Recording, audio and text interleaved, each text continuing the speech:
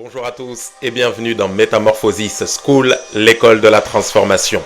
Alors nous sommes déjà à notre 3e jour de notre semaine sur l'école des dons spirituels. Nous avons vu tellement de choses depuis le lundi. Nous avons commencé à comprendre ce qu'étaient les manifestations de l'esprit.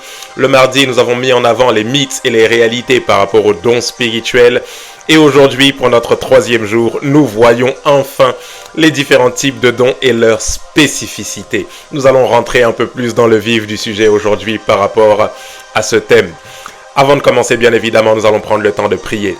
Excellent Père de grâce et d'amour, merci. Merci pour ces enseignements, merci pour ta parole qui nous est envoyée, qui nous est communiquée. Seigneur, que ta parole forme Christ en nous, qu'elle nous emmène à manifester les plans du Père. Saint-Esprit, alors que nous parlons de tes manifestations, manifeste-toi à travers nous pour le salut, la délivrance, la restauration du plus grand nombre. Père de grâce, nous promettons de te rendre toute la gloire. Ce soir, inspire nos paroles et nos pensées, dirige-nous conformément à ta volonté. Encore une fois, sois élevé et glorifié, Père. Dans le nom précieux de Jésus-Christ, nous t'avons prié. Que quelqu'un dise Amen, Amen, Amen. Avant de poursuivre, tu prends la vidéo, tu la partages sur tes différents réseaux sociaux, tu la partages sur X, sur Trend, sur Instagram, sur Facebook, sur WhatsApp, sur Snap, sur TikTok, sur tous tes réseaux sociaux. Je suis convaincu que cette vidéo pourra édifier le plus grand nombre de personnes dans ton entourage. 1 Corinthiens chapitre 12, verset 7 jusqu'au verset 11. La Bible dit ceci: « Or à chacun la manifestation de l'Esprit est donnée pour l'utilité commune. En effet, à l'un est donné par l'Esprit une parole de sagesse, à un autre une parole de connaissance selon le même Esprit, à un autre la foi par le même Esprit, à un autre le don des guérisons par le même Esprit, à un autre le don d'opérer des miracles, à un autre la prophétie, à un autre le discernement des esprits, à un autre la diversité des langues, à un autre l'interprétation des langues. Un seul et même Esprit opère toutes ces choses, les distribuant à chacun en particulier comme il veut. » Ce soir, en guise de premier point, j'aimerais voir avec vous qu'il existe 9 types de dons regroupés en 3 différents groupes. Il existe 9 types de dons spirituels regroupés en 3 différents groupes.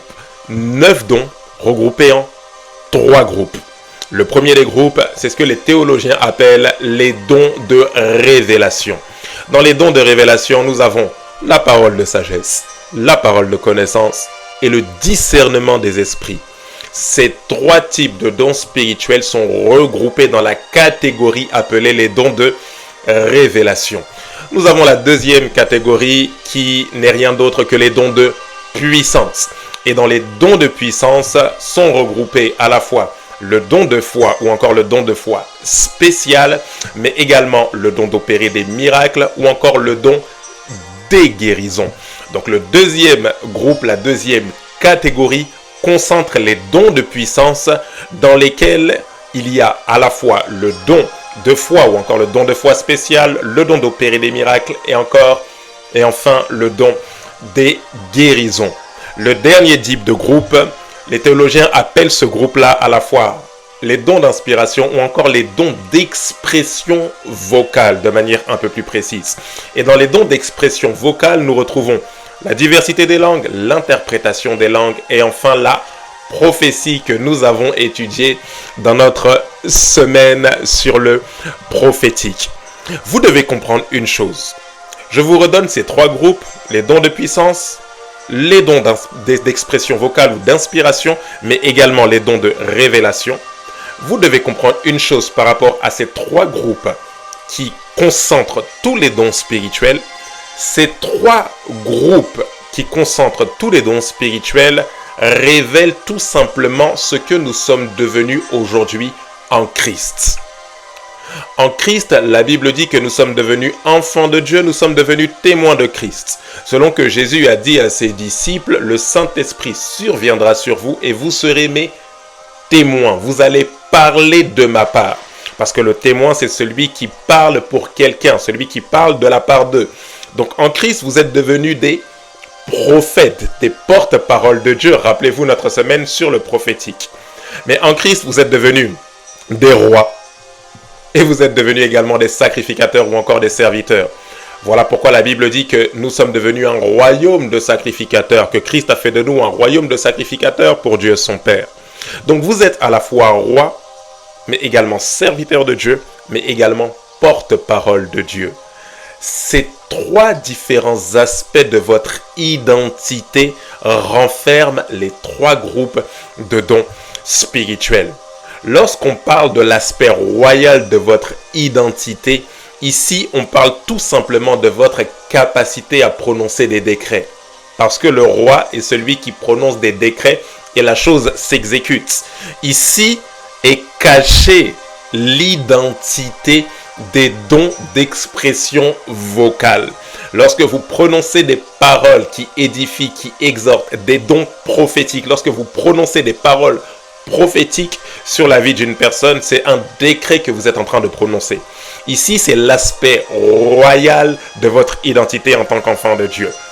Mais la Bible dit que nous sommes devenus également des sacrificateurs, des serviteurs de Dieu. Et le serviteur, c'est celui qui exécute la tâche d'un maître. C'est celui qui fait ce que le maître lui demande de faire. Lorsqu'on parle de faire, on parle notamment d'agir avec nos mains, d'agir en fonction de ce qu'on nous a demandé de faire. Et ici, c'est la catégorie des dons qui concerne tout simplement la puissance de Dieu. Les dons d'opérer des miracles, les dons d'opérer des guérisons. Lorsqu'on parle du serviteur de Dieu, lorsque vous êtes un instrument entre les mains de Dieu, c'est toujours pour guérir les autres. C'est toujours pour apporter quelque chose dans la vie des autres. C'est toujours pour manifester quelque chose. Ici, vous opérez en fonction de ce que le maître vous demande. Il s'agit bien évidemment des dons de puissance. À la fois le don de foi spécial qui produit des miracles, mais qui produit également des guérisons. Le dernier aspect de votre identité en tant qu'enfant de Dieu, c'est l'aspect prophétique. Rappelez-vous, vous n'êtes peut-être pas prophète de ministère, mais il y a comme un flot prophétique qui coule de votre vie parce que vous êtes réconcilié avec le Père. Et rappelez-vous, le prophète, avant d'être un ministère, est d'abord une personne qui joue le rôle de pont entre Dieu et les hommes qui ne connaissent pas Dieu. Alors aujourd'hui, vous êtes porte-parole de Dieu dans le sens où vous avez une relation avec Dieu. Et dans cette relation, Dieu vous donne des révélations.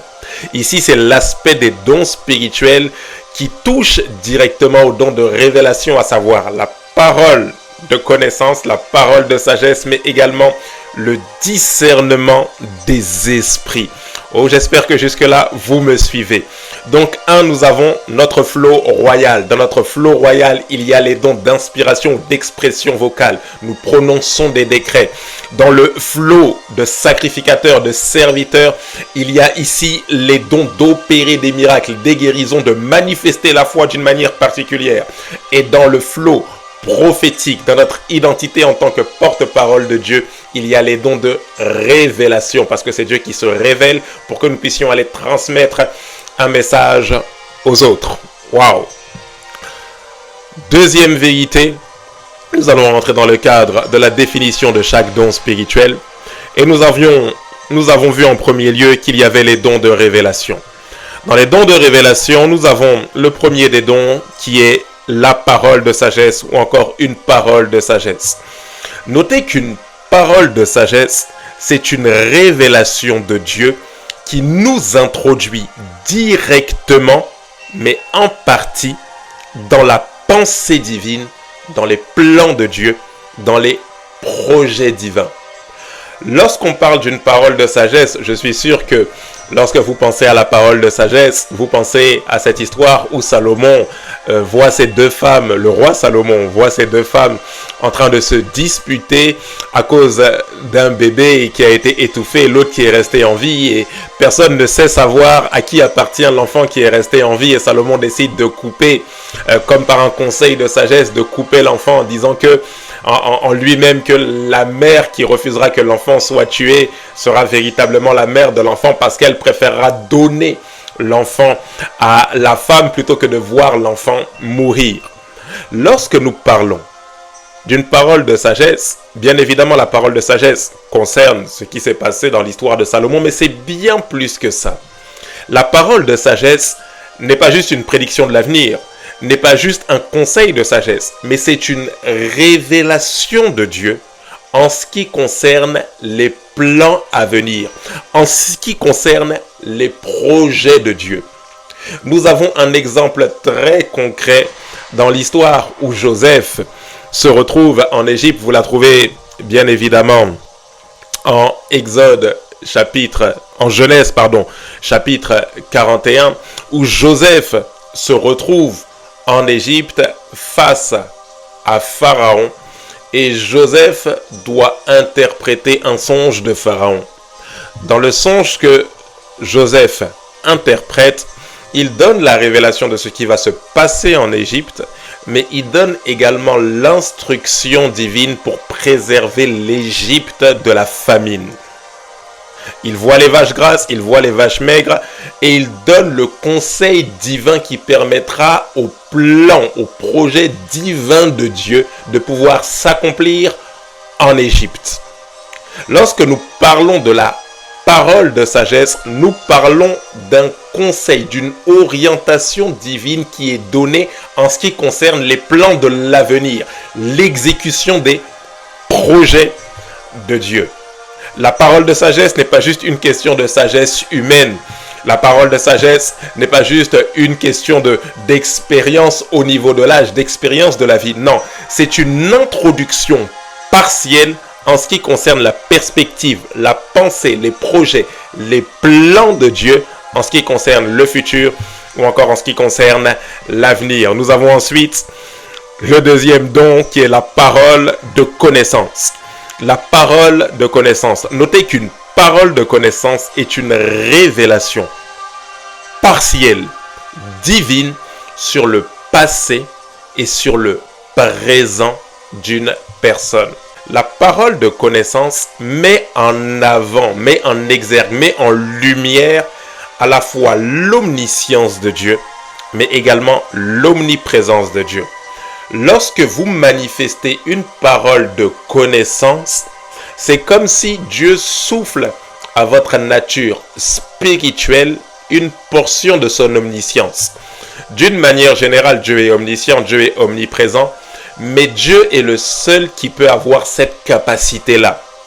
L'être humain ne peut pas supporter tout le poids de l'omniscience de Dieu. Vous ne pouvez pas avoir la connaissance de toutes choses dans votre petite tête, vous finirez par exploser. Alors lorsque Dieu veut vous révéler quelque chose en ce qui concerne la vie d'une personne, il prend une partie, une portion de son omniscience, il souffle ça dans votre conscience et votre conscience est en mesure de révéler à la personne ce qui s'est passé ou encore ce qui se passe dans sa vie. Lorsque la parole de connaissance est en action, nous nous rendons compte à quel point Dieu est en mesure de lire ce qui se passe dans les cœurs ou à quel point Dieu a une connaissance parfaite de toute la réalité qu'une personne a pu vivre ou qu'une personne peut vivre. Nous l'avons vu en début de semaine lorsque nous avons mis en avant cette histoire de Jésus qui parle avec la femme samaritaine et ils sont en train de discuter au sujet de l'eau puis basculent dans l'adoration et au final Jésus demande à cette femme: va me chercher ton mari. Et Jésus lui dit: tu as eu 5 maris et celui qui est à la maison n'est pas ton mari. Il donne une portion de la révélation, comme si Dieu avait ouvert un coin de voile en ce qui concerne le jardin secret de cette femme. C'est ce qui s'appelle une parole de connaissance. Ici, il ne s'agit pas de la connaissance générale liée à la parole de Dieu. Ici, il ne s'agit pas d'un savoir, mais il s'agit d'une révélation de l'omniscience de Dieu, d'une portion de la révélation de tout ce que Dieu connaît. Dieu ouvre vos yeux spirituels en ce qui concerne le jardin secret d'une personne pour montrer que Dieu est omniprésent, qu'il est partout, mais pour montrer que Dieu a une connaissance de tout, qu'il est capable d'aller jusqu'à lire dans les profondeurs du cœur, les profondeurs des secrets de la vie d'une personne. Enfin, le dernier type de don dans ce groupe des dons de révélation, c'est le don de discernement des esprits. Le don de discernement des esprits. Notez que le don de discernement des esprits nous permet à la fois de voir, mais également d'entendre dans le monde spirituel. Le don de discernement des esprits vous permet de voir, mais également d'entendre dans le monde spirituel. Ce type de don vous permet de pouvoir discerner quelle est l'activité spirituelle qu'il y a dans un environnement. Je répète, le don de discernement des esprits vous permet de détecter quelle est la nature d'une activité spirituelle dans un environnement. Dans une réunion de prière, dans une famille, dans un foyer, dans une maison, dans un lieu de culte. Lorsque ce discernement des esprits est en action, il nous permet de discerner, soit par la vue, soit par l'audition, soit par l'impression, quelle est l'activité spirituelle qui se passe dans un environnement, qu'il y a dans un environnement.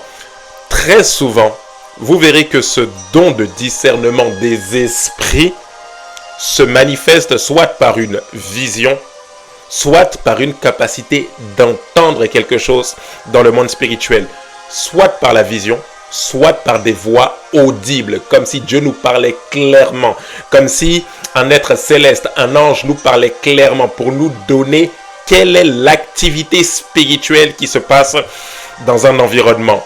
Vous devez comprendre une chose, lorsqu'on parle du discernement des esprits, nous ne parlons pas du discernement des démons. Le don de discernement des esprits nous permet de discerner l'activité spirituelle, de savoir si des anges sont en action. L'Esprit de Dieu, l'Esprit de l'homme, de savoir avec quelle nature spirituelle fonctionne ce qui se passe tout autour de nous. Avec quel état d'esprit la personne qui est en face de nous parle. De qui la personne qui est en face de nous parle est-elle animée? Par quoi la personne ou les personnes sont-elles animées? Le don de discernement des esprits n'est pas un don négatif ou n'est pas un don de jugement. Je ne suis pas en train de discerner s'il n'y a pas des démons ou des péchés dans la vie des gens. Non, ça nous permet de discerner lorsque le Saint-Esprit est à l'œuvre. Ça nous permet de discerner lorsqu'il y a des anges dans la place, des créatures au service de Dieu. Ça nous permet également de discerner, bien évidemment, lorsqu'il y a des esprits démoniaques qui sont en action dans la vie d'une personne. Le don de discernement des esprits nous permet de discerner les esprits qui sont en action dans un environnement donné. C'est un don qui est puissant, un don qui est très important, un don qui doit être pris véritablement avec beaucoup de pincettes, beaucoup de sensibilité et beaucoup de connaissances aussi en ce qui concerne les Écritures, parce que ce don a fait l'œuvre de beaucoup, malheureusement, beaucoup de dérives à cause de manque de compréhension. Des personnes se sont retrouvées à juger les gens en discernant des péchés chez les autres, en pointant du doigt simplement. C'est-à-dire, c'est comme si ce don était devenu non plus un don de discernement, mais plus un don de jugement. J'aimerais vous dire ici que le don de discernement des esprits n'est pas un don de jugement des péchés. Lorsque vous êtes animé par l'esprit, ce n'est pas pour juger les gens en ce qui concerne leurs péchés. Loin de là. Du reste, Christ n'est pas venu pour juger, mais pour sauver d'abord le monde. Alors lorsque vous voyez qu'une personne n'a pas une bonne attitude, ça ne veut pas dire qu'elle est animée d'un mauvais esprit.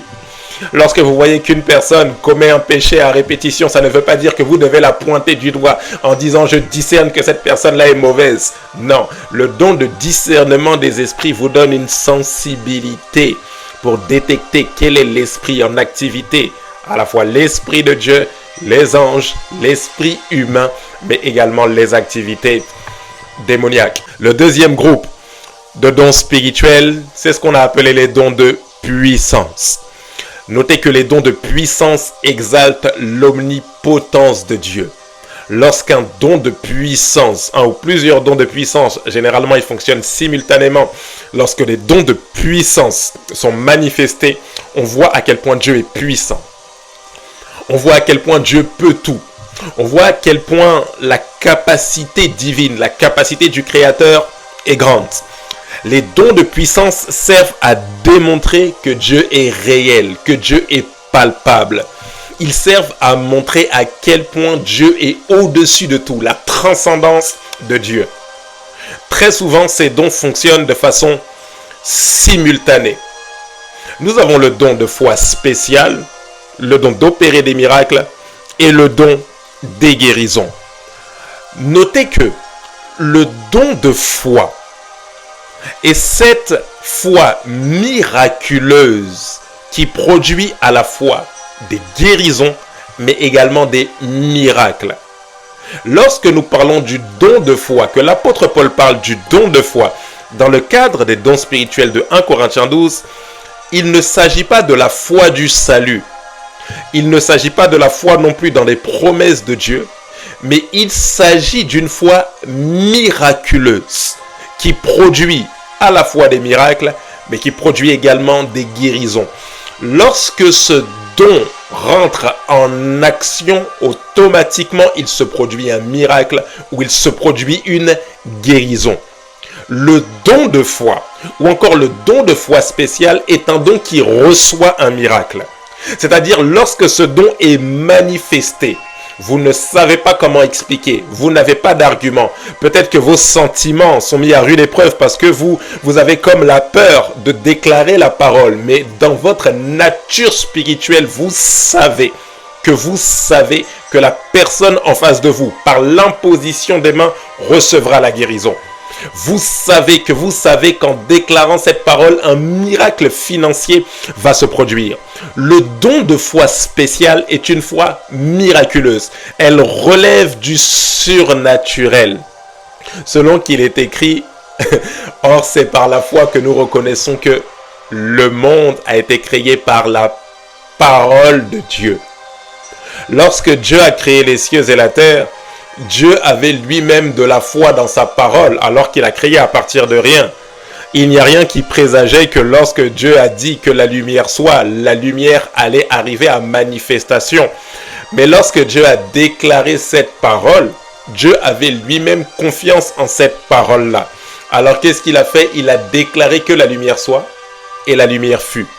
Le don de foi spécial est un don similaire à la foi que Dieu a manifestée dans sa propre parole lorsqu'il a créé les cieux et la terre. C'est-à-dire que vous n'avez rien d'existant, vous n'avez rien de matériel pour croire que ce que vous dites va se passer, mais vous êtes convaincu que ce que vous êtes en train de dire va apporter un miracle ou va apporter une guérison. Ce don, le don de foi, produit automatiquement un miracle et une guérison ou une guérison. J'aimerais dire ici que lorsque ce don de foi est manifesté, ça ne signifie pas que des fois votre âme ne sera pas troublée. Ça ne signifie pas que vos émotions ne vous diront pas, mais tu es sûr de ça. Mais vous ne savez pas pourquoi, selon qu'il est écrit. Si quelqu'un dit à cette montagne, ôte-toi de là, va te jeter dans la mer, et s'il ne doute point en son cœur. Ici, lorsqu'on parle du cœur, nous parlons des profondeurs de votre nature spirituelle. Dans votre esprit, il n'y a aucune once de doute. Lorsque vous déclarez l'année prochaine, tu enfanteras. Lorsque vous déclarez l'année prochaine, tu auras une provision financière surnaturelle. Lorsque vous déclarez à l'instant même, je déclare la guérison dans ta vie, la guérison dans ton corps. Et si dans votre nature spirituelle, vous ressentez ça, automatiquement, la chose se manifeste dans la vie de la personne. Le don de foi produit un miracle et produit des guérisons. Vous voyez que ces trois dons fonctionnent ensemble parce qu'automatiquement, lorsque cette foi miraculeuse rentre en action, un miracle ou des guérisons s'opèrent.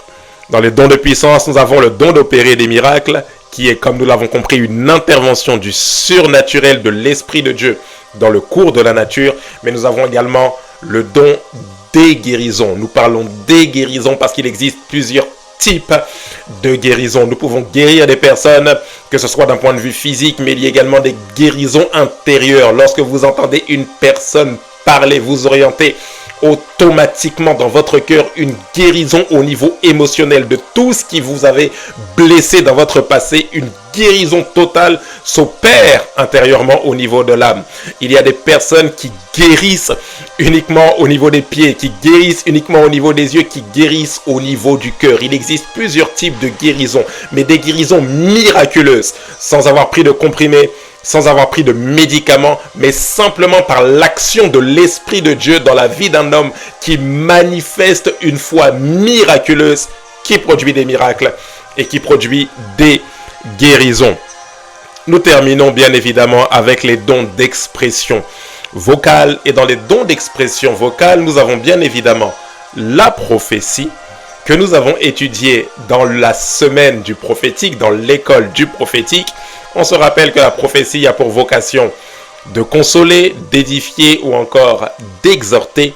Et nous avons enfin la diversité des langues et l'interprétation des langues. Le don de parler diverses sortes de langues et le don d'interpréter ces langues-là. Ici, j'aimerais, et nous poursuivrons demain dans la même sous-thématique, nous parlerons d'une manière un peu plus approfondie en ce qui concerne ces dons des langues, mais ici j'aimerais juste mettre en avant que lorsque nous parlons de la diversité des langues, nous parlons ici d'un message prophétique donné dans une langue que personne ne connaît. Le don de parler diverses sortes de langues ne consiste pas à prier simplement en langue. Mais lorsque ce don est manifesté, il y a un message qui est donné qui nécessite une interprétation qui permettra à la personne à qui est adressé ce message de recevoir une orientation prophétique. Le don de parler diverses sortes de langues, ce qu'on appelle encore l'aspect public du parler en langue, est un message donné dans une langue que personne connaît, à moins d'en avoir l'interprétation. Ce don de parler diverses sortes de langues est très différent de l'aspect dévotionnel de la prière en langue.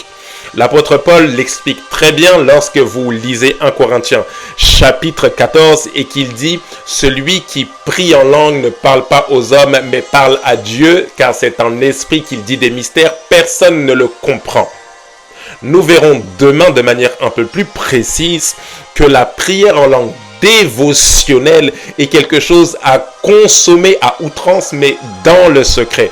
Vous devez exagérer avec le parler en langue, exagérer avec la prière en langue, mais dans le secret. Mais lorsqu'il s'agit d'un message que vous recevez dans votre nature spirituelle, vous êtes convaincu d'élever la voix dans une langue inintelligible, dans une langue inconnue, cette langue-là doit être interprétée pour que les personnes qui vous écoutent puissent en recevoir de l'édification.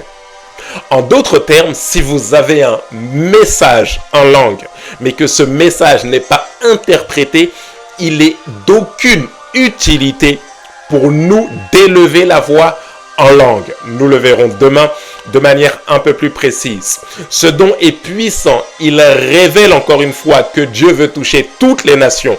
Il révèle le surnaturel divin, mais il doit être utilisé à bon escient, de la bonne manière. Je le répète, nous avons l'aspect dévotionnel, mais nous avons également l'aspect public. Dans l'aspect dévotionnel, vous priez en langue, vous édifiez votre homme intérieur. Dans l'aspect public, vous recevez un message dans votre nature spirituelle. Vous êtes poussé par l'esprit à donner ce message-là. Donnant ce message-là, une interprétation doit être faite. S'il y a l'interprétation, nous en recevons l'édification. Il n'y a pas d'interprétation, le message n'édifiera pas. Voilà pourquoi l'apôtre Paul dit que 1, 2 ou 3 parlent en langue, que tout le monde se taise et que certains interprètent. Ici, il parle bien évidemment du fait que si vous avez reçu un message, une diversité des langues, un message dans une langue inconnue et que vous êtes poussé à parler dans cette langue inconnue, mais de manière audible, que tout le monde vous entende, il faut absolument que l'interprétation se fasse. Si l'interprétation ne se fait pas, personne ne peut en recevoir l'édification. Voilà pourquoi l'apôtre Paul dit aspirer au don spirituel, mais surtout à celui de la prophétie. Il parle ici dans le cadre de ces 3 dons d'inspiration ou d'expression vocale. Il dit entre la diversité des langues, l'interprétation des langues et la prophétie est plus grande que tous les autres dons parce que la prophétie atteint directement l'objectif d'édifier. La diversité des langues nécessite une interprétation pour qu'on en reçoive de l'édification. J'espère que jusque-là vous avez compris. Nous allons poursuivre et nous allons vraiment nous poser un peu et demain nous rentrerons un peu plus loin dans le vif du sujet où nous aborderons cette histoire de baptême de l'esprit, cette histoire de dons spirituels de par les diverses sortes de langues et cette histoire d'interprétation des langues. N'hésitez pas à réécouter la vidéo pour bien comprendre cette histoire de dons spirituels. Excellent Père de grâce et d'amour, nous te disons merci et nous bénissons ton nom. Seigneur, nous avons compris certaines choses. Assurément, Dieu de grâce, tu veux nous conduire d'une certaine manière, tu veux nous révéler des choses. Tu veux, Dieu de grâce, nous façonner, former Christ en nous, tu veux nous utiliser et nous voulons être des instruments d'efficacité entre tes mains, Seigneur. Parle à nos cœurs, continue de nous conduire, donne-nous de comprendre un peu mieux ces choses en ce qui concerne les manifestations de l'Esprit. Nous voulons comprendre un peu mieux ces histoires de dons spirituels, de paroles prophétiques, de prophéties, de discernement des esprits, paroles de sagesse, paroles de connaissance. Parle à nos cœurs. Dirige-nous conformément à ta volonté, Seigneur. Emmène-nous encore plus loin, Seigneur, pour la fin de cette semaine. Donne-nous de véritablement recevoir de toi.